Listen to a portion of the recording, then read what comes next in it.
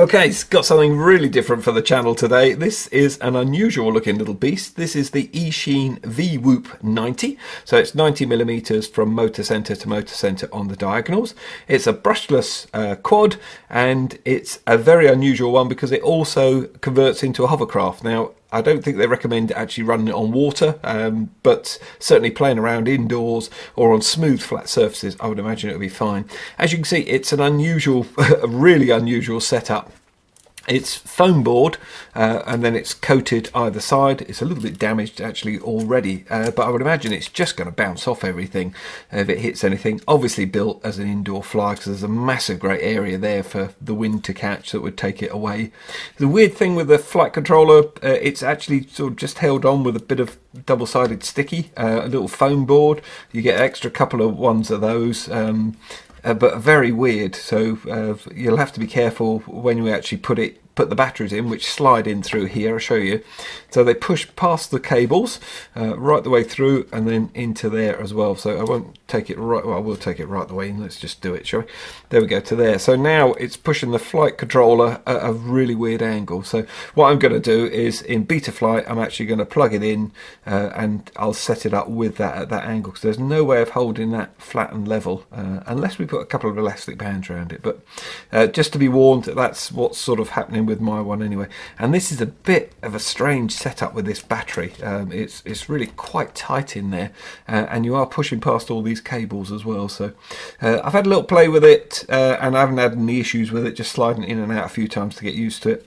There is, at the back here, there's a battery holder as well, but there's no real way of getting the battery into it because you've got your USB connector there, your micro USB connector there on the flight controller that you set it up in Betaflight, so you plug into there. As you can see, plug and play motors. The motors themselves are 0802s and then 19,000 kVs, so nice little brushless motors there. You get 3 batteries with it, as you can see, 250 milliamp hour, and these are the high voltage ones, the 4.35s. You get a little USB charger for it, and this can be set on the high voltage or the normal voltage. So you've got the 4.35 set in here, and then if you just click that over that way, it takes it back to the 4.2 settings. I'm not too sure how long that actually takes to charge. Not going to take long with a USB, but what I do recommend is you get something like this, a multi-charger, and there's 2 different styles of these, and I'll put links down in descriptions for you, and then you can charge all 3 or up to 6 batteries at one time, and I think it's a much better way of doing it than sort of doing it that way. But this will get you out of trouble, and the nice thing about being a USB, of course, you can use it anywhere. A little power bank, you could use it in your car or on laptop or whatever.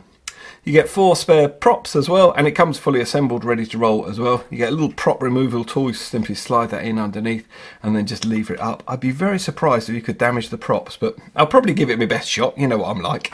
And you get a little Phillips screwdriver as well, though there actually isn't a lot on here that actually is screwed together. The only thing that's held on with screws is the actual motors themselves. I haven't taken them off to see whether they got any thread lock on them, but to be honest, I really don't think there'll be a problem. I have just checked that they are all nipped up, and they are. You've got a plastic frame running around the whole thing, as you can see here, and then you've got a little servo here that actually turns it into a hovercraft, so it lifts these 2 back motors, and I'll show you that in a second. I've sort of plugged it all in, had a little play with it. We got a 700 TVL 120 degrees little NTSC camera on the front here, VTX. It's all built in, and we've got little LEDs on the back there that we can change what channel we're on, and it's 48 channel as well, so it's pretty good. It looks quite reasonable actually, and again, it's not screwed down, held down or anything else, just a little bit of double-sided tape in the bottom there, and that's just literally held onto the foam board. So it's a very flimsy feeling thing, but I think because it's so lightweight, it will just bounce off everything that it bumps into. I think that's the way it's designed anyway. I've gone for the Frsky version, so I'll actually be using it with my Tyrannus there, and I'll show you how these motors work in a second with that. It does come in the other flavours, obviously. You can have Flysky as well, or DSM2 as well, and I'll put links down in the description for you. We've got a CrazyBee F3 flight controller here, and it's got OSD as well, which is rather nice. BL Heli S, and then there's 4-in-1 ESC, and they're 5 amps as well. The quite annoying thing is to bind it onto your transmitter. You have to unstick the flight controller, you have to flip it over and then press the button. The nice thing about that is you can plug in your battery and then hold the bind button for 2 seconds and then it puts it in ready to bind. So that's quite handy, because normally you have to be you have to hold the bind button down, then put the power on. You don't have to on this one, so that's quite handy. And then it bound up first time on my Tyrannus there. So let's plug this in. I've turned on the Tyrannus. We're all ready to rock and roll with that one, and I have run it through Betaflight actually just to give it a quick check through, and I'll put my Betaflight settings on in a second. So I'm just going to leave the battery just stuck out there, sort of thing. And then on a switch that you could just set, you can then alter the angle at the back here. So it comes up a little bit of an angle, and then you've got the full sort of hovercraft happening effect there with the servo as well. So it's going to be a little bit different. So you'll be able to come into land, and then you'll be able to scoot along the ground, and then you'll hopefully be able to scoot along the ground and flick it quickly, and then hopefully just take off again. It's obviously designed as an FPV flyer, but I will give it a quick go with line of sight as well. Okay, so just coming over into Betaflight, I've plugged it in, and I just want to show you that before I calibrate the accelerometer, because the flight controller board is loose, it's at a bit of an angle because of the way I showed you push the battery in. All you have to do is just calibrate it in this position. So put it on somewhere level, so it's quite easy because it's such a massive sort of quad, it's quite easy to get it on somewhere level, and then just press calibrate and then it will calibrate itself. So then you should be fine. If you did it without the battery in and then slid the battery in, obviously it's then going to change the angle of the flight controller. You wouldn't be flying level. So we'll see how we get on anyway. So the ports, I'm just running through this. This was actually set up really nicely, but just in case yours wasn't, this is how mine was set up and it works. So I've just given it a quick go just to make sure everything was firing up on it. The configuration, they quote D-Shot 600 ready, but it's on D-Shot 300. I'm going to leave it as is. Everything is here, obviously, just for your reference. It was already named as well, which is rather nice, and we do have OSD as well. I just gently go through all that so you can just pause it and just have a look. I'm going to leave everything as stock, and then hopefully if it flies okay, I don't need to alter anything. PID tuning is left as is as well. And then onto the receiver itself, so just make sure that yours works here. This was actually set at TAER, which it usually isn't. I usually have to do that as one thing. So throttle's working okay. Let me just show you the graphics down there as well so you can see. There we go. So that yaw is working, everything's working absolutely fine. Pitch and then roll as well, so that's really nice. Everything all working good. And then the switches, this one and this one was set up, so we had arm was already on. Just flick that on just to show you that's my army switch.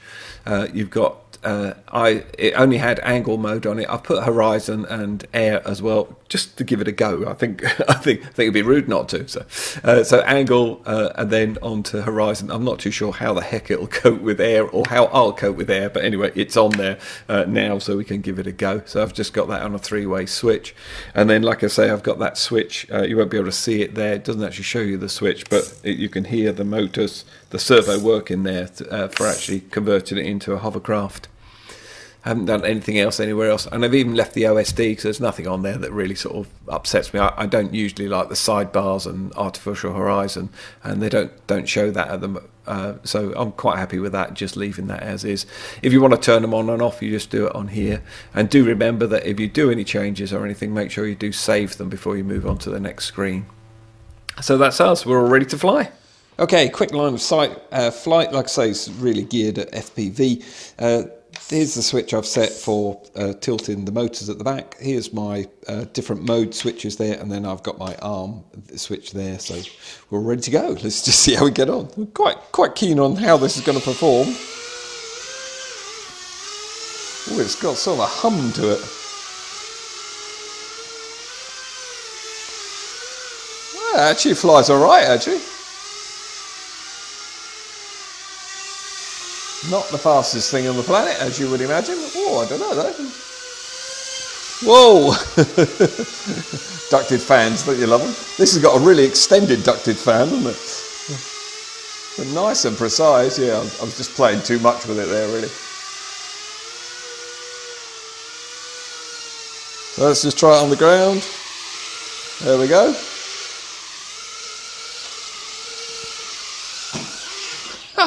It's actually quite cool. And gets a bit of a shift on, actually. Almost more fun on the ground than it is in the air. So you can go forward and take off. So let's just try that again. Whoa! It is a bit skitty, actually, whether or not you're using roll or yaw to actually get it to go. I'm going to try in second position there. Oh, it's actually almost a bit better there, I'd say.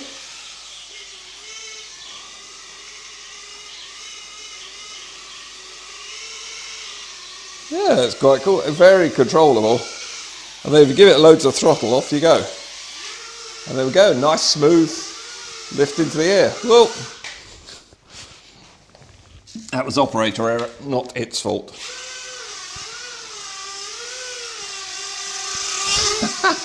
Really cool.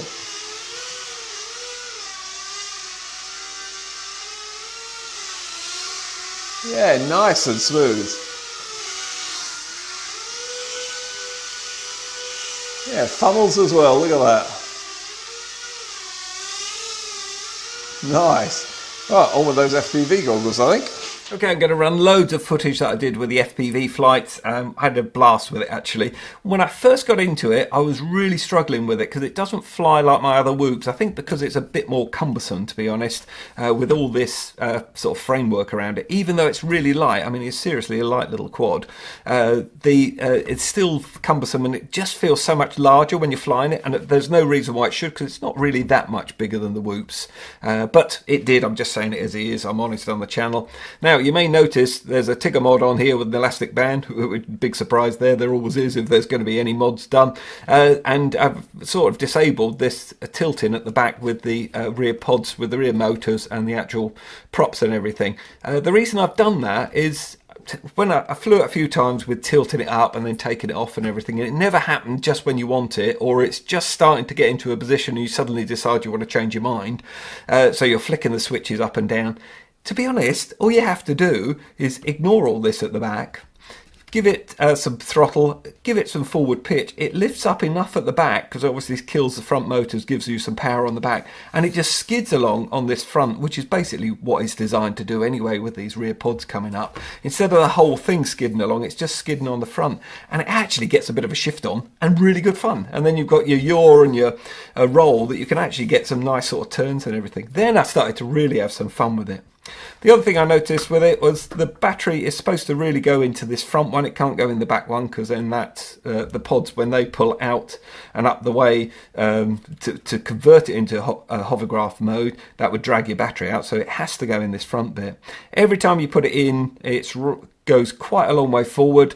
And with the VTX at the front, all your weight's at the front, so it's running forward all the time. You could trim it and everything, but I thought a much easier way of doing it was to level off the flight controller a bit. So I put a couple of those sort of sticky pads under there, so it's held it nice and level now.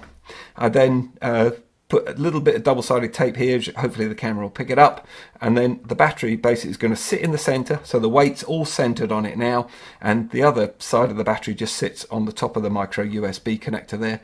The reason I put the double-sided tape there was it just holds the battery in position, and then if you have a bit of an incident or a wall suddenly jumps out to you, which happens in my house quite often with flying whoops and things, it doesn't dislodge the battery. If it does, it then can make it very unstable to fly, and that just keeps it in position. So I've had a couple of incidents with it now, with that little tiny bit of double-sided tape there, and it works fine. Plug it in at the back, don't bother with tilting these things up and down, everything stays nice and solid, and then it actually becomes a nice little flyer, and actually really good fun. Talking about the VTX, that was really good quality, I thought. In my house, I turned the lights down to do a dark test, and then I do a light test. Honestly, the VTX coped really well. That is a nice little VTX system there. The camera works really well in low light as well, which is nice. I haven't bothered flying it outside. It really wouldn't be a good outside flyer, I don't think. And in the Highlands at the moment, the weather's a bit dire, so I'm not even going to bother getting outside. I think it's going to be poor outside because of the physical size of it, and it really is just a good fun indoor indoor flyer. And the way it skids around on the floor and up on the table, I thought it was just a little bit different actually. So I've really enjoyed flying it. Whether or not it's that different to a normal quad, normal whoop with giving it, you know, forward pitch and trying to keep it on the floor, it probably wouldn't work. It needs this skid. But there's nothing stopping you putting a bit of foam board around on an ordinary whoop and perhaps giving it a go if that's what you fancy. If not, it's a nice little package. You get 3 batteries as well, and I've put links down to everything in description. Do hope you've enjoyed that. My batteries are all charged. I'm off for another play.